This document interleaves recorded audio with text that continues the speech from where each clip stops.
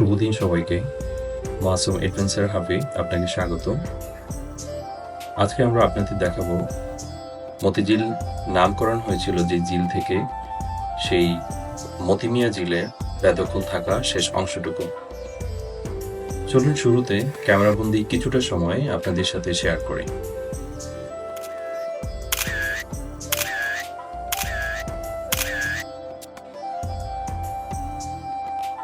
বাংলাদেশের ঢাকার অত্যন্ত গুরুত্বপূর্ণ অর্থনৈতিক ও বাণিজ্যিক লেনদেনের স্থান হচ্ছে মতিঝিল।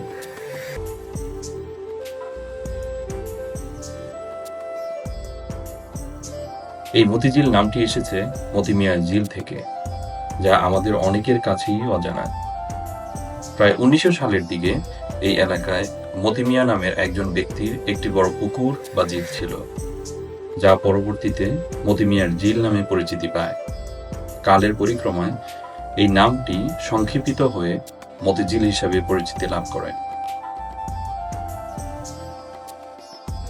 বর্তমানে মতিঝিল ঢাকা শহরের একটি প্রধান বাণিজ্যিক এলাকা হিসাবে সুপরিচিত। আপনারা যারা মতিমিয়া ঝিলের বেদখল হওয়া অংশটুকু দেখতে চান, তারা বাংলাদেশ ব্যাংক সংলগ্ন এলাকায় এসে কাউকে বললেই দেখিয়ে দিবে এবং উপভোগ করতে পারবেন ১০ টাকায় মতিমিয়া ঝিলে নৌকা ভ্রমণ।